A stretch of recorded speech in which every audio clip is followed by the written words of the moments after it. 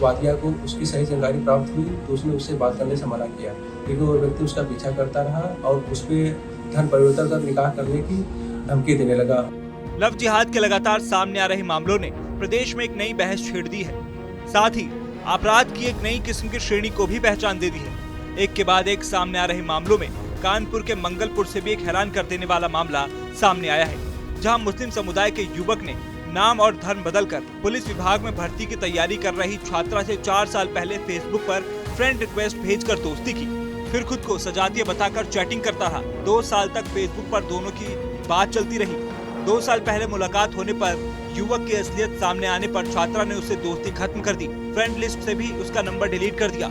इसके बाद से युवक छात्रा को तरह तरह से परेशान करने लगा, साथ ही धर्म परिवर्तन और निकाह न करने पर उसे और उसके परिवार को जान से मारने की धमकी देता रहा। जिसके बाद परेशान होने पर छात्रा ने पुलिस के पास तहरीर दी।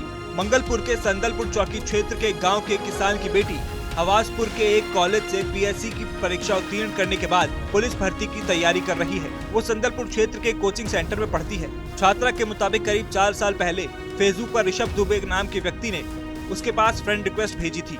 उसने सजातीय जानकर फ्रेंड रिक्वेस्ट एक्सेप्ट कर ली। इसके बाद दोनों के बीच चैटिंग होने लगी और फिर दोनों की दोस्ती हो गई।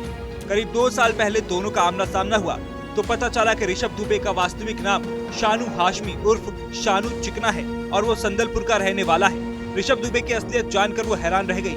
इसके बाद उससे बात करना बंद कर दिया, फेसबुक की फ्रेंड रिक्वेस्ट भी डिलीट कर दी। छात्रा के मुताबिक इसके बाद शानू उसका लगातार पीछा करता रहा। कोचिंग, बैंक, बाजार, यहाँ तक कि कहीं और जाने पर भी उसको परेशान करता था। बात न करने, धर्म परिवर्तन करने और निकाह करने का दबाव बनाता था। बात न मानने पर शानू उसे और उसके परिवार को जान से मारने की धमकी दे रहा था।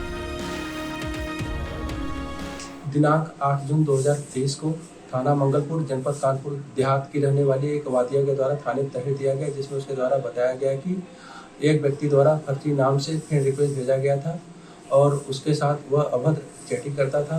जब वादिया को उसकी सही जानकारी प्राप्त हुई तो उसने उससे बात करने से मना किया, लेकिन वो व्यक्ति उसका पीछा करता रहा और उस पर धर्म परिवर्तन कर निकाह करने की धमकी देने लगा और उसके मना करने के बाद उसने कहा जान से मारने की भी धमकी दिया। उस तहरीर के आधार पर सुसंगत धाराओं में उसके खिलाफ मुकदमा दर्ज करने के पश्चात थाना प्रभारी मंगलपुर के नेतृत्व में उसकी तत्काल गिरफ्तारी हेतु टीम गठित किया गया, जिसे आज ही गिरफ्तार कर लिया गया है तथा थाने पे नियमानुसार आवश्यक कार्रवाई कराने के पश्चात आवश्यक कार्रवाई हेतु जिला न्यायालय कानपुर देहात प्रस्तुत किया जा रहा है। छात्रा की तहरीर पर पीछा करने, धोखाधड़ी, धमकी, IT एक्ट, विधि विरुद्ध धर्म संपरिवर्तन अधिनियम, नाम और निवास स्थान छिपाकर अभित्रास का अपराध करना, अभद्र भाषा का प्रयोग कर सम्मान को ठेस पहुंचाने की धाराओं में रिपोर्ट दर्ज की गई है। छात्रा को डॉक्टरी परीक्षण के लिए अस्पताल भेजा गया है। आरोपी को गिरफ्तार कर लिया गया है।